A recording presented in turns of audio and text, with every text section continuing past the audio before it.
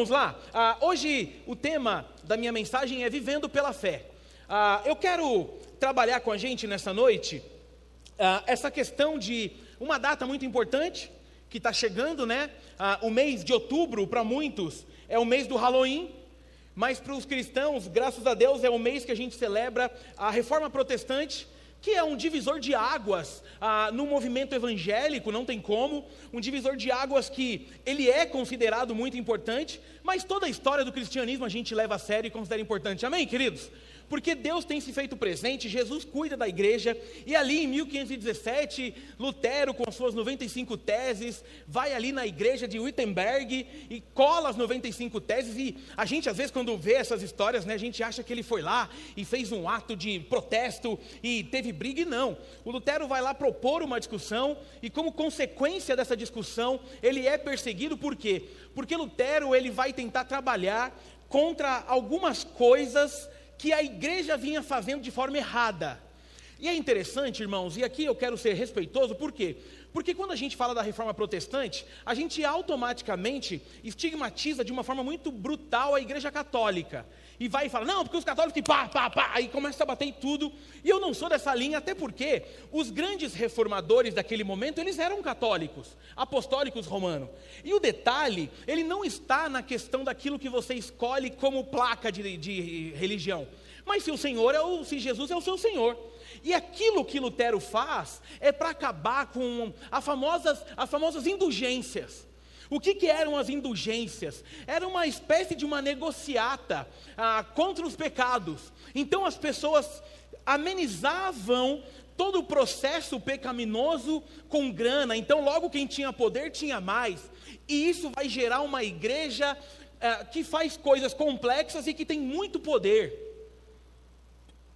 Não só isso, vai gerar, por exemplo, um movimento do papado sendo alguém muito forte. Você que conhece um pouco de história, a gente está ali no século XVI, mais ou menos, aonde até a questão da monarquia, junto com a questão eclesiástica, ela era casada de uma forma muito estranha. Em que sentido? Tinha muito rei que vivia de qualquer jeito, e por viver de qualquer jeito, sendo parceiro dos grandes homens religiosos, eles tinham privilégios, eles tinham benefícios. E por que eu não gosto de fazer crítica exagerada? Porque a gente está agora, 500 anos depois, e com a igreja evangélica fazendo coisa parecida.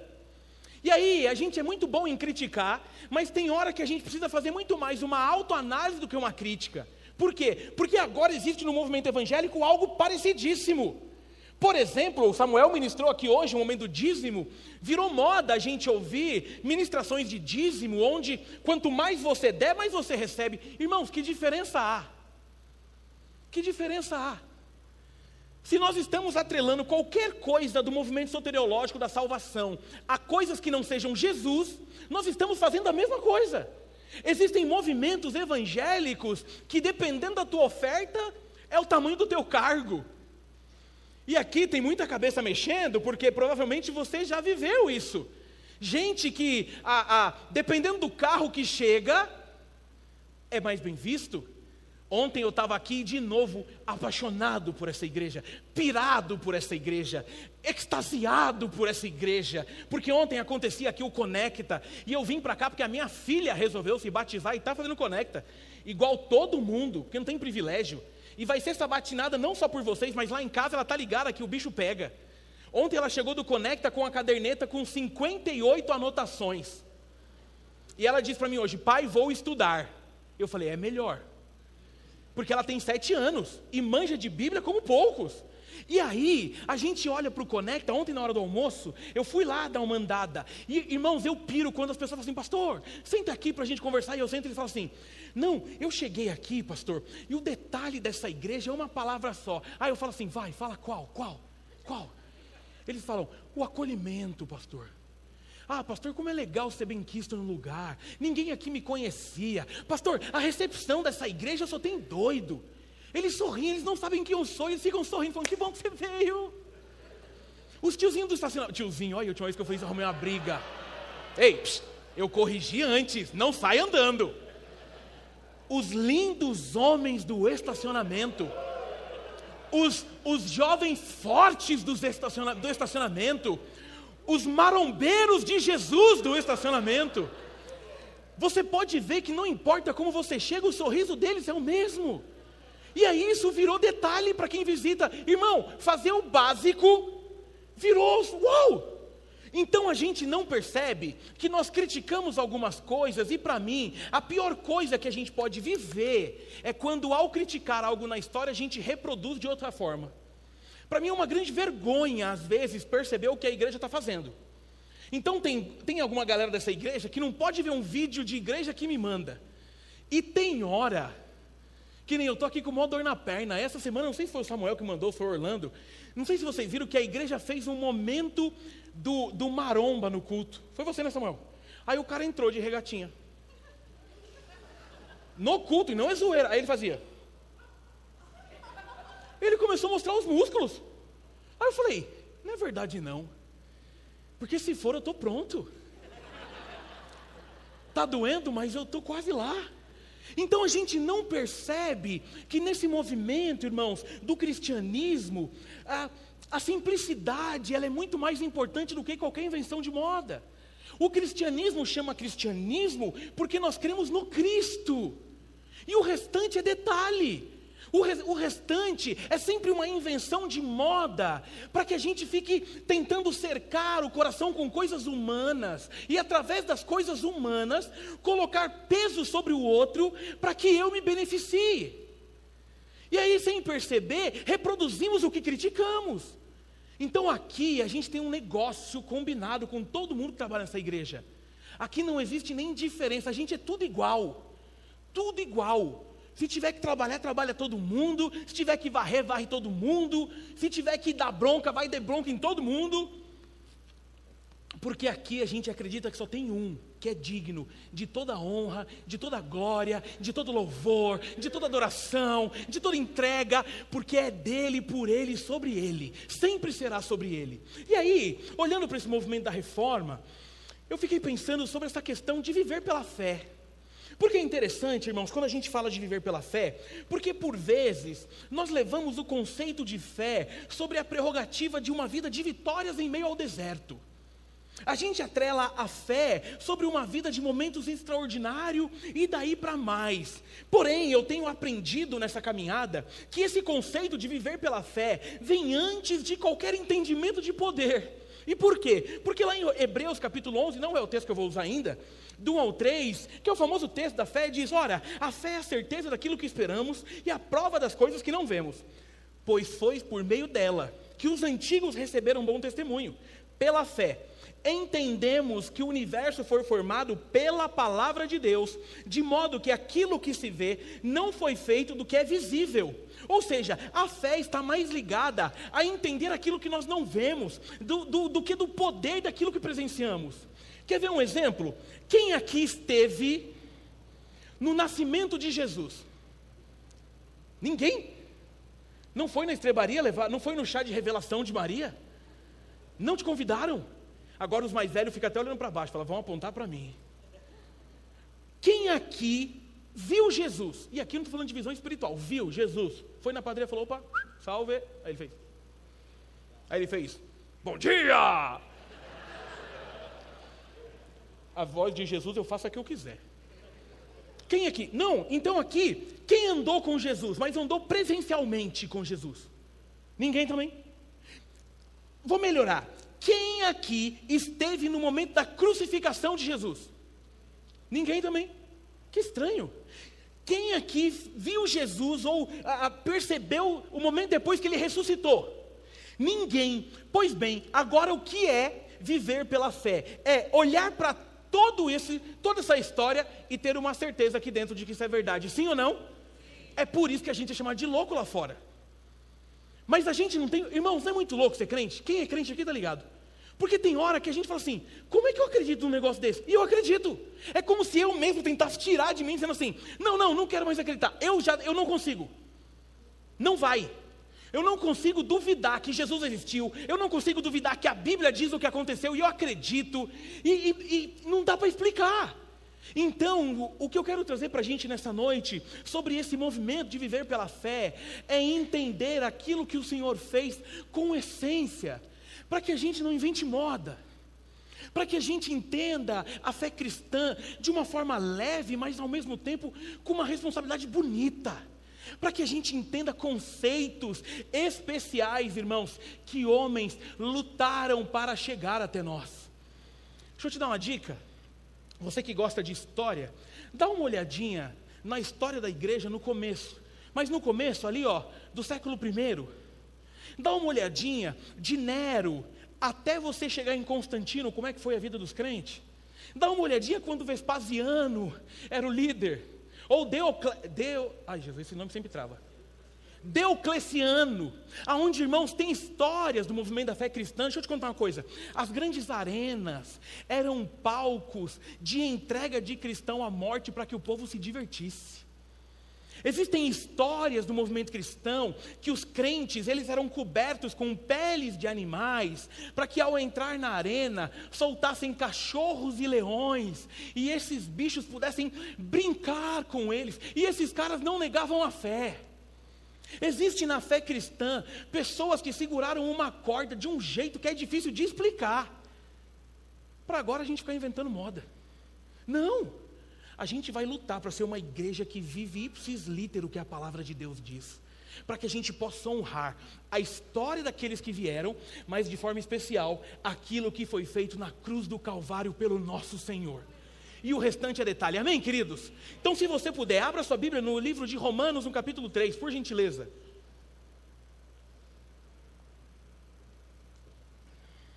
Romanos, capítulo 3.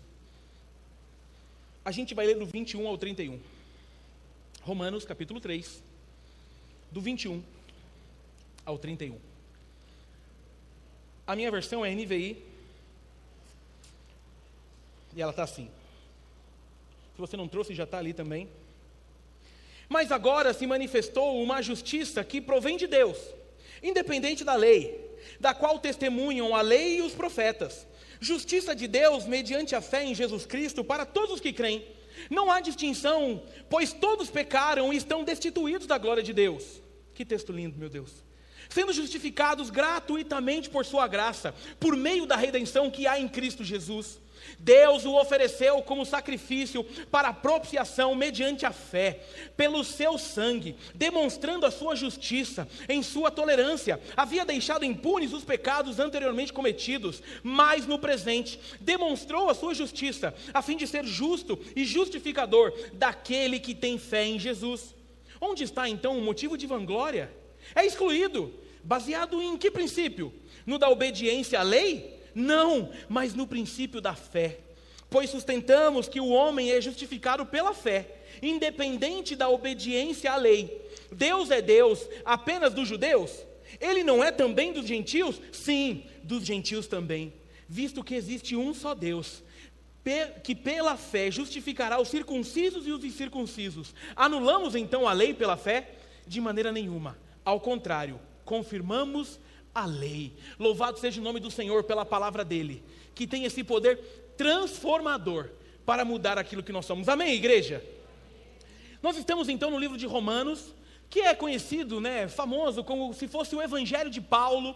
A carta de Romanos é uma carta muito doutrinária, e aqui o propósito de Romanos era encorajar aqueles crentes ali de Roma a partilharem sua compreensão e ministério do Evangelho como meio gracioso e eficaz de Deus, para meio que satisfazer as necessidades morais dos homens, diante das suas necessidades relacionais entre si. Em Romanos, no capítulo 1 ao 11, Paulo ele vai abordar o sacrifício que Cristo fez por nós na cruz, como prova da graça e da misericórdia de Deus.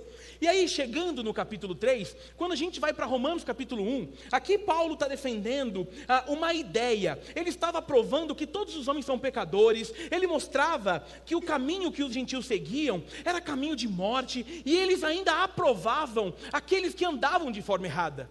Quando a gente chega no capítulo 2, Paulo vai tratar então sobre os moralistas, aqueles que gostavam de condenar a vida dos pagãos, mas que no secreto faziam a mesma coisa. Aqui Paulo está trabalhando no capítulo 2, contra o famoso fariseu, contra o hipócrita, aquele que na hora de dar bronca era um leão, mas sempre que estava no íntimo, fazia a mesma coisa, no secreto tinha uma vida depravada. E aí, outra coisa que Paulo está mostrando aqui, é que os judeus naquele tempo, eles se achavam muito, eles eram tão culpados e pecadores, como todos os outros. Eles não tinham essa diferença, porque eles queriam carregar sobre si, o privilégio daquilo que tinham vivido antes. Mas diante da vinda de Jesus, tudo ali se torna igual. Agora nós somos pecadores e entendemos que pela lei não tem jeito, e Jesus é a nova resposta que a gente precisa. Jesus vem, na verdade, como a resposta que a gente tanto esperava. Então eu quero olhar para esse texto e extrair dele esse movimento de viver pela fé, de uma vida, irmãos, que tenha a intensidade do reino, entendendo aquilo que foi feito por nós, para que nós possamos honrar a história do cristianismo. Como muitos gostam de dizer, nós somos a igreja de Atos 29. A gente vai olhar em Atos toda a história da igreja, e uma coisa que a gente está sentindo no coração, é que agora chegou a nossa vez. Agora a bola está com a gente. Agora, seja na África, seja em Guarulhos, seja no Radical, seja em São Paulo, no Itaquera, é a nossa hora de mostrar que nós honramos a igreja de Jesus. Amém, queridos? Para que a gente possa viver de forma intensa aquilo que foi confiado às nossas mãos. Então, viver pela fé vai nos ajudar a não perder o foco daquilo que realmente importa. E a primeira coisa que eu quero extrair desse texto é que quando vivemos pela fé, entendemos a necessidade da justificação. E o verso 23, um dos versos mais famosos, quando o assunto é a hamartiologia, ou a doutrina que estuda o pecado, porque ele vai dizer, pois todos pecaram, e estão destituídos da glória de Deus. Meu irmão, entenda de uma vez por todas, a nossa essência é ruim, ela é pecadora, e ela tende a caminho de morte. Aqui em Romanos 3,23, o poder de gerar algo que nos iguala é justamente todos pecaram. A única coisa que nós temos em comum, a única não, mas olhando para a fé, o que nos iguala na fé? Todos pecaram. Você entendeu que são todos pecaram? Entendeu? Todos. Não tem como não pecar. Você já nasce sendo um pecador. Por quê? Porque está na condição humana, desde Gênesis 3, que a gente herde o fardo da desobediência ao Senhor. E numa prerrogativa fácil de ser encontrada. Por quê? Porque se fôssemos nós em Gênesis 3, faríamos a mesma coisa. E quer ver como a gente nasce pecador? Quem tem filho sabe, você precisa ensinar uma criança a fazer errado? Sim ou não? Você precisa dizer assim, filho, minta para o papai, deixa o papai ver se mentindo. Precisa? Por que não? Porque já está, né? E não importa a idade da criança, não é engraçado? Às vezes é um bebezinho. Aí você está ali, cadê o neném? Ele vai lá e te dá um tapão na cara. E dependendo do bebê ainda faz assim. Não é assim? Ele tem a facilidade de mostrar aquilo que ele é. E quando vai crescendo, pior fica. Em que sentido? Porque parece, né, que vai baixando um download nele de malandragem. Não é engraçado quando a gente tem filho pequeno? Porque a gente se acha malandrão.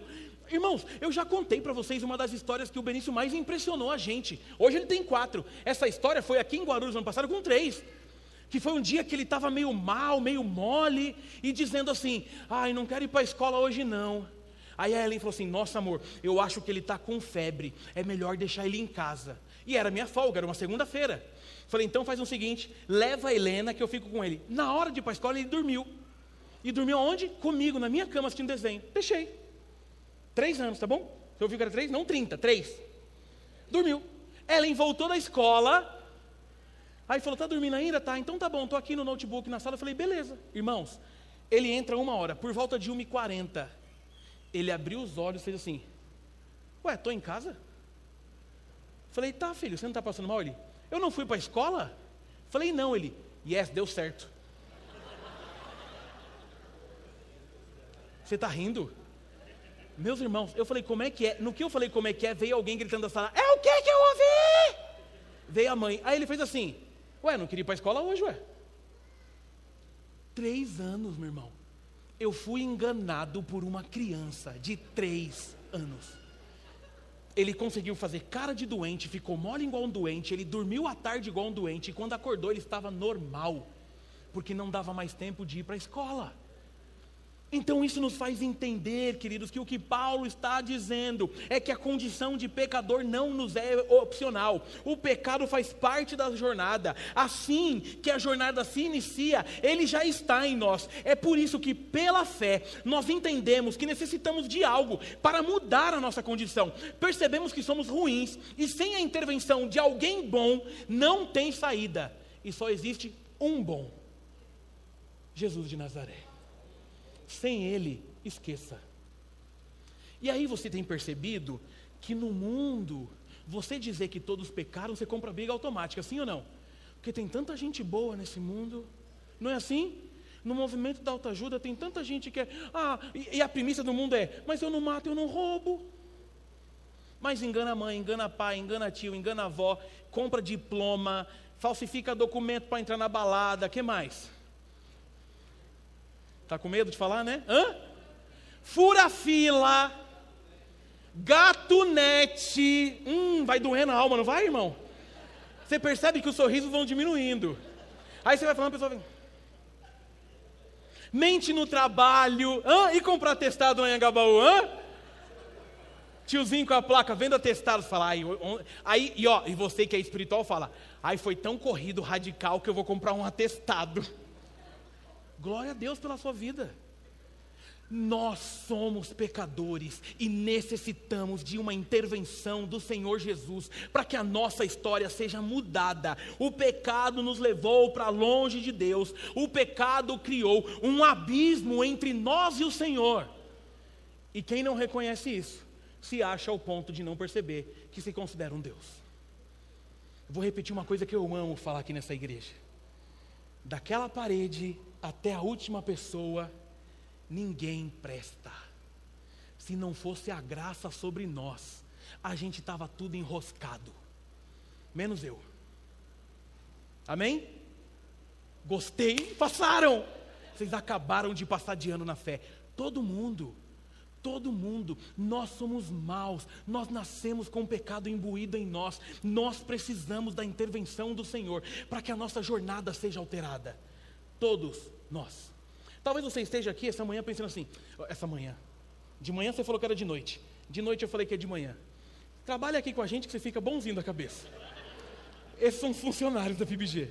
Já estou pregando babando, graças a Deus. Nós precisamos entender aqui nessa noite esse movimento, porque talvez você esteja aqui, seja não, fala assim, eu não sei se eu concordo, mas meu irmão, não é uma fala minha não, é a palavra de Deus. É a palavra de Deus que está dizendo, todos pecaram e estão destituídos da glória de Deus. Mas aí eu não vim aqui para falar do lado ruim, da reforma, da Bíblia, não. Porque no ponto 2 eu quero te dizer que quando nós vivemos pela fé, nós entendemos o caminho da justificação, recebida através da graça de Deus. Ser crente é bom demais. Se você não está feliz sendo crente, reveja. Vem aqui no final que a gente vai orar por você. Para que você saia daqui na intensidade. Olha o que diz o 24 e o 25 e o 26. Sendo justificados gratuitamente por sua graça, por meio da redenção que há em Cristo Jesus. Deus o ofereceu como sacrifício para a propiciação, mediante a fé, pelo seu sangue, demonstrando a sua justiça. Em sua tolerância havia deixado impunes os pecados anteriormente cometidos, mas no presente demonstrou a sua justiça, a fim de ser justo e justificador daquele que tem fé em Jesus.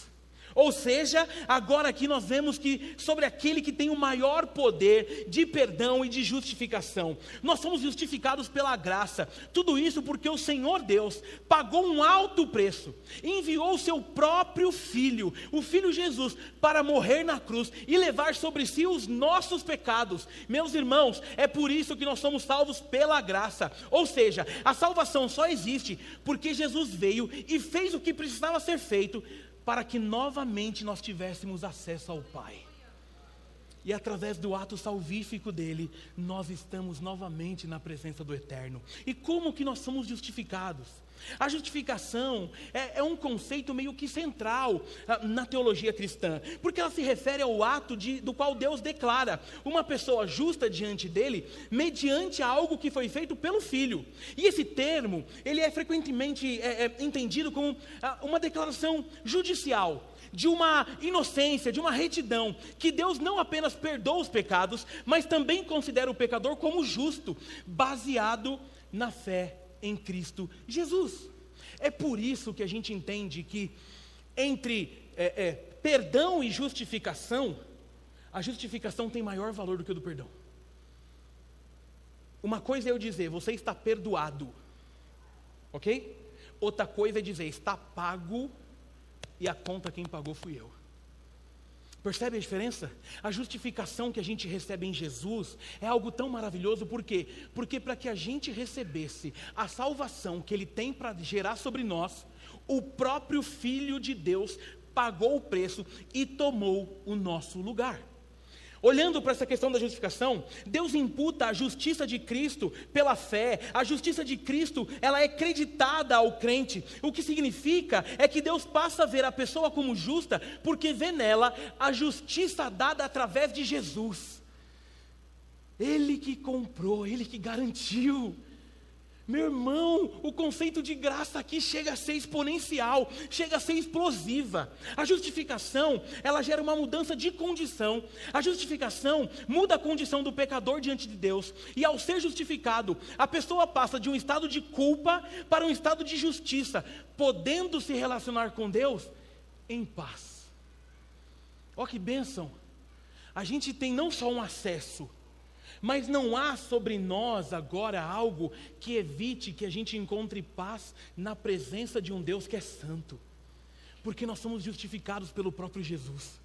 É como se a gente ganhasse muito além do que a gente pediu, do que a gente pensou. Na hora de julgar a minha história, eu sou dado como culpado, mas alguém levou sobre si a minha punição.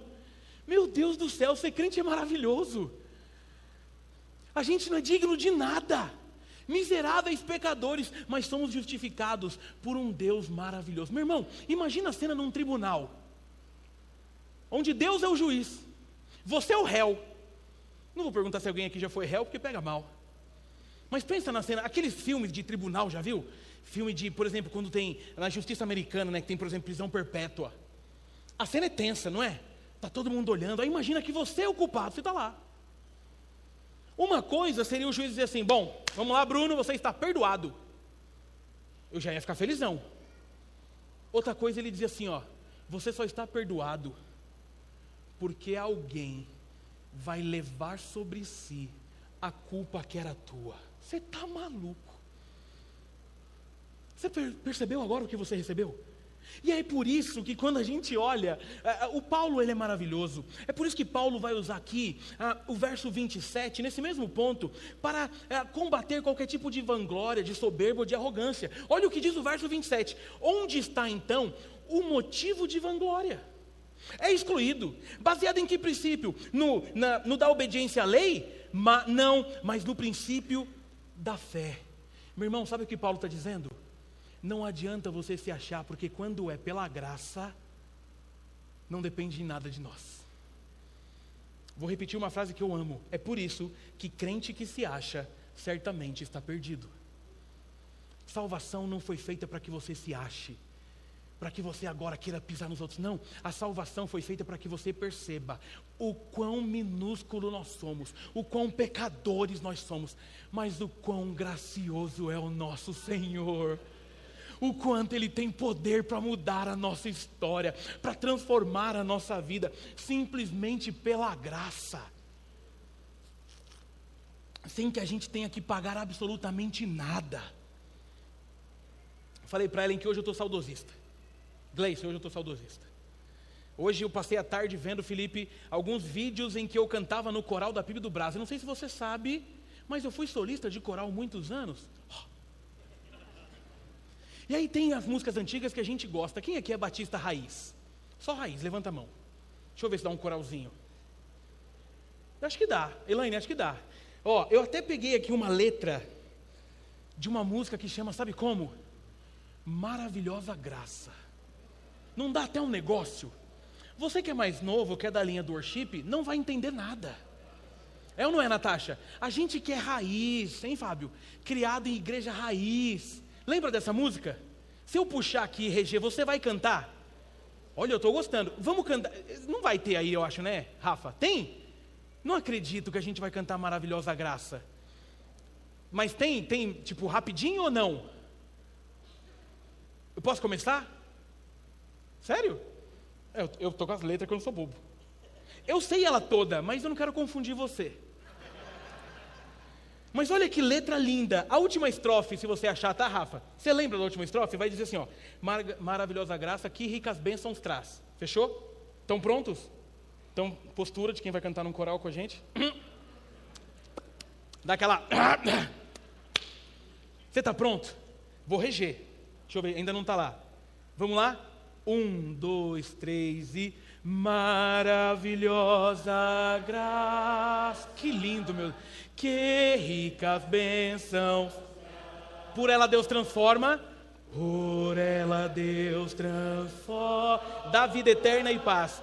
Dá vida eterna e paz. Sendo por Cristo salvo. Sendo por Cristo salvo. Faço do céu meu alvo.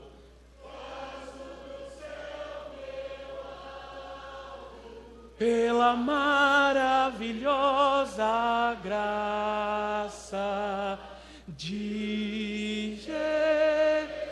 Agora a parte mais linda, vai! Graça, que maravilhosa graça, é imensurável e sem fim. É maravilhosa, é tão grandiosa, é suficiente para mim. É maior que a minha iniquidade. É revelação do amor do Pai. O nome de Jesus engrandecei e a Deus. Bem forte! Meu Deus do céu! É essa graça! Glória a Deus! Essa é a maravilhosa graça. É a graça que nos encontrou. É a graça que revela que nós não somos nada se não fosse pelo Senhor. É por isso que a teologia reformada vai dizer que é só a graça, é só Cristo. Só a Deus é dado glória, irmãos, e não a homens. É só a fé, porque se não fosse pela fé, a gente não seria transformado. A graça de Jesus é o que tirou você de um lamaçal do pecado, sem merecer nada, e te levou de volta na presença do Pai. E quando você chegou morrendo de medo, Ele olhou para você e falou assim: oi, filho, a graça te devolve a paternidade que a gente havia perdido pelo pecado. Aleluia! Glória a Deus, porque existe a palavra dEle para nos manter no foco.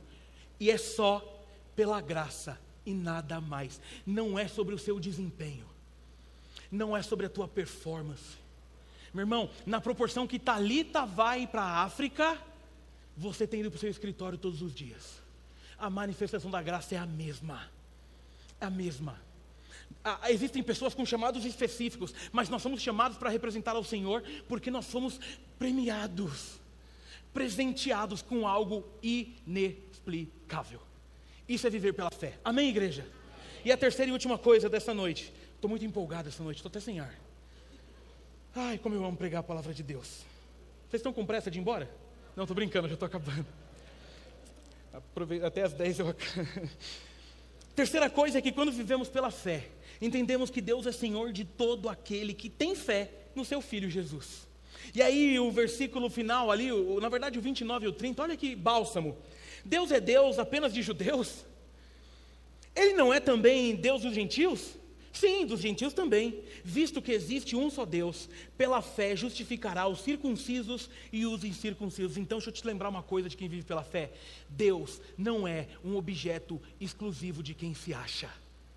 Aqueles que têm fé em Jesus também são filhos desse mesmo Deus. E sabe por que Paulo está dizendo isso aqui? Porque era comum naquele tempo os judeus se acharem demais.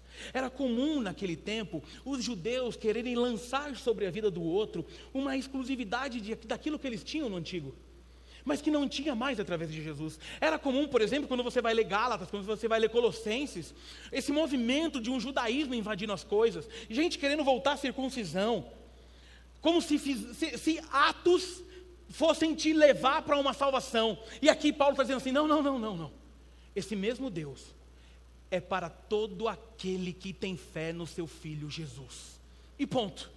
Então, meu irmão, deixa eu te lembrar uma coisa que nos ajuda a entender a intensidade do reino. Essa vida que nós vivemos pela fé nos faz viver de uma forma que nós entendemos que nós carecíamos de Deus na nossa vida e Ele veio e nos mudou. E é porque Ele fez isso conosco que verdadeiramente nós queremos falar do nome dEle, independente da situação, proclamar o nome de Jesus para que todos possam ouvir quem Ele é e serem salvos pela mesma graça que mudou a nossa história.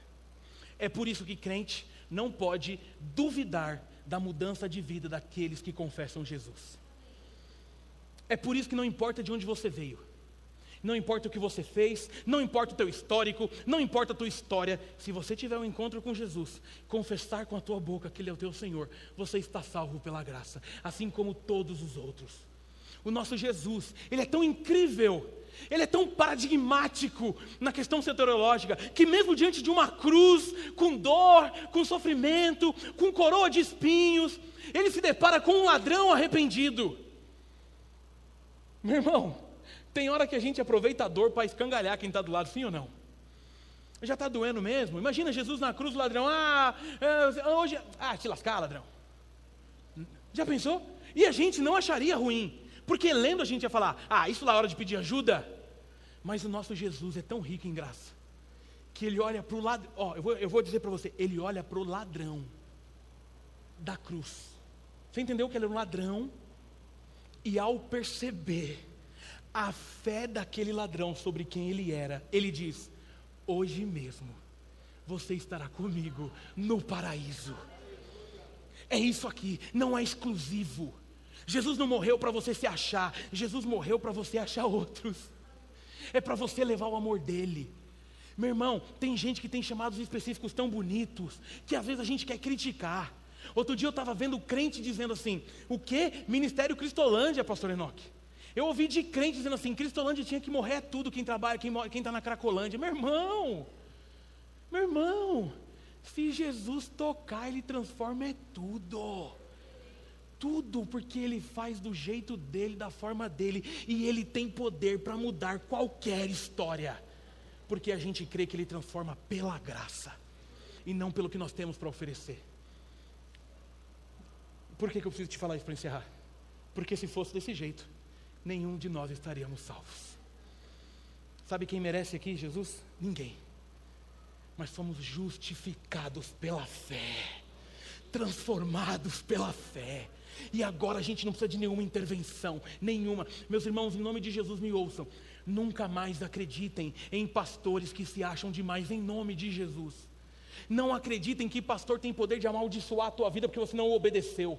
Obedeça a palavra de Deus, porque pastor foi chamado para cuidar, para zelar e para ensinar, e não para ter poder sobre a ovelha que não lhe pertence. Porque as ovelhas desse aprisco aqui tem um único pastor, Jesus de Nazaré. Aleluia! Nós somos todos ovelhas, mas nós somos todos pastores, representando o Supremo Pastor. Não faça mais isso com a tua vida, não. E não escolha mais ninguém diante de alguém com o coração quebrantado. Acredite, confie, discipule, ande junto, gere graça sobre graça. Porque conforme a gente cantou, maravilhosa graça. Essa é a graça do nosso Senhor. Amém, queridos? Louvado seja o nome do Senhor pela palavra dEle. A Deus toda honra e glória. Só Jesus salva. A gente é salvo pela fé. Toda honra e toda glória seja dada ao nome dEle. Amém, querido? Amém mesmo? Feche seus olhos, eu quero orar por você. Em nome de Jesus. Em nome de Jesus. Eu não quero só honrar o que foi feito na Reforma Protestante. Não. Eu quero honrar o que foi feito na cruz do Calvário. Eu quero honrar o que foi feito pelos discípulos perseguidos. Eu quero honrar aquilo que foi feito por aqueles que seguraram a corda. Quando você dizer que era crente, você morria. E agora que a gente está na maior das liberdades, a gente parou de falar de Jesus. Eu quero entender essa justificação pela fé e perceber o presente que eu recebi de Jesus e todo dia me colocar no meu lugar de miserável pecador alcançado pela graça. Eu quero usar aquilo que Jesus fez na minha vida para lembrar que não existe vida que não tenha jeito. Não existe história que não possa ser transformada pelo sangue do Cordeiro. Só a Deus é dado a glória. Só Jesus salva. Só a palavra tem poder para transformar a gente. Só a fé. A gente precisa entender aquilo que foi feito na história. É tempo de uma igreja firmada em Jesus, único e exclusivamente. Homens são pecadores. Não, nós não precisamos de representantes que elevem o nosso pedido, que elevem a nossa fé. Não! A gente recebeu através da graça de Jesus a salvação.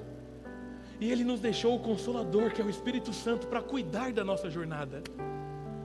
Agora o que a gente precisa é viver pela fé, lembrando que fomos justificados, transformados, e agora temos esse privilégio de representar esse Jesus. Não é sobre nós, é sobre Ele. Não é sobre o que eu faço, é sobre o que Ele fez. Não. Paulo diz em Efésios 2, 8, 9, pela graça sois salvos mediante a fé. Isso não vem de vós, isso é dom de Deus e não de obras, para que ninguém se glorie. É fé, é graça, é justificação, é regeneração. E nós estamos nos preparando para o momento da glorificação. Momento no qual o Senhor Jesus vai voltar. E Ele sabe o íntimo dos nossos corações. Ele sabe se estamos levando a sério ou se estamos brincando. Ele sabe se somos igrejeiros ou se somos convertidos. Ele sabe se o nosso testemunho é vivo ou se a gente está tirando onda. Ei, meu irmão, eu não quero que você saia daqui com medo de Jesus, não. Eu quero que você saia daqui tão feliz por lembrar que foi por você que Ele se entregou na cruz do Calvário. E através do ato salvífico de Jesus, nós temos de novo a presença do Pai sobre as nossas vidas. Obrigado, Jesus, por tudo que o Senhor tem feito em nós, por nós e através de nós. Obrigado porque o Senhor nos ama de uma forma incrível. Obrigado porque a história nos ensina que uma vez que encontrados pelo Senhor, não importa de onde viemos, não importa o que fizemos, assim como também não importa o que faremos, porque se fomos encontrados pela sua graça, seremos transformados e teremos uma vida justificada pelo ato de Jesus na cruz. Que seja sobre o Senhor, Deus, toda a glória. Que seja somente a sua palavra que nos guie. Que seja só Jesus o autor da nossa fé. Que seja pela fé e não por obras. Jesus, obrigado por olhar para nós, pecadores miseráveis, e nos amar de uma forma tão incrível que a gente mal explica. Que privilégio que é sermos encontrados pela Tua graça. Jesus, se tiver alguém aqui essa noite, longe do Senhor, que volte para perto do Senhor, ainda essa noite. Se tiver alguém aqui que não Te conhecia, que seja apresentado ao Senhor, ainda essa noite. E que possa entender que o vazio que tem carregado dentro de si é um vazio chamado Jesus Cristo. E o Senhor pode completar esse vazio essa noite, dando vida em abundância, dando vida eterna, e não porque merecemos ou somos bonzinhos, mas porque o Senhor é maravilhoso, e tem sobre o Senhor a maravilhosa graça que recai sobre nós. Obrigado, Jesus, por não desistir dos nossos recomeços. Obrigado por nos amar de uma forma tão incrível. Obrigado por fazer algo muito além do que pedimos ou pensamos, e que toda a honra e toda a glória seja dada ao Teu nome. É a nossa oração, em nome de Jesus. Amém e amém.